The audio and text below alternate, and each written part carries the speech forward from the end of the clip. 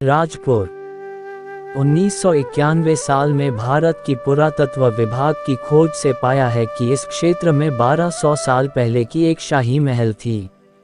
ये क्षेत्र 7 फीट ऊंची सड़क के साथ 15 किलोमीटर लंबे महल गोलाकार रूप में स्थित थी। पुरातत्व की खोज एवं लोक कथा के अनुसार इस क्षेत्र में एक बिशांत नामक राजा राजत्व करते थे। उनके राज्य की नाम राजपुर एवं राजधानी जांगाल थे। बिशांत राजा की अच्छे न्याय और उचित प्रशासनिक के कारण राज्य में अच्छी सभ्यता विकसित हुई थी। परंतु राजा की एक अनुचित घटना ने ही राजपुर राज्य को विलुप्त कर दिया।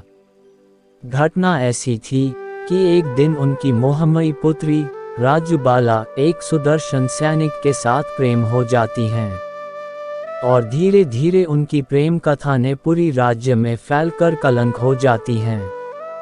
उसे सुनते हुए राजा बिशांत ने सहन न होकर गुप्तचर के द्वारा पुत्री की प्रेमी सैनिक को हत्या कर दी। फिर न जाने कैसे हत्या की बातों को पुत्री ने जान लिया और झगड़ते हुए दुखी मन से घोड़े पर सवार होकर राजधानी जांगाल की ओर चल पड़ी। जाते जाते दुर्भाग्य से घोड़े ने एक गहरी खाई नदी में गिर गई और देखते देखते पानी में डूबकर उनकी प्राण चली गई। राजा बिशांत ने पुत्री की घटना को जानकर गहरी दुख में डूब गई और धीरे धीरे राज्य की ओर ध्यान देना कम होते चली गई, जिसके परिणाम राजपुर राज्य पूरी तरह से नष्ट हो जाते हैं। कलंकित राजकुमारी ने जिस नदी में डूबकर प्राण खोई थी, अंत में उन क्षेत्र की लोगों ने नदी की नाम कालोंग नदी रख दिए, यानी कलंकित नदी। और मृत शरीर भेकर जिस स्थान पर अटक गई थी, उसी राजूबाला की नाम के आधार पर उस स्थान की नाम राजाबाला रखे गई थी। राजाबाला के पूर्व दक्षिण से बहती आई नदी ने बड़ा बिल में विलीन हो जाने वाली नदी ही कालोंग नदी है।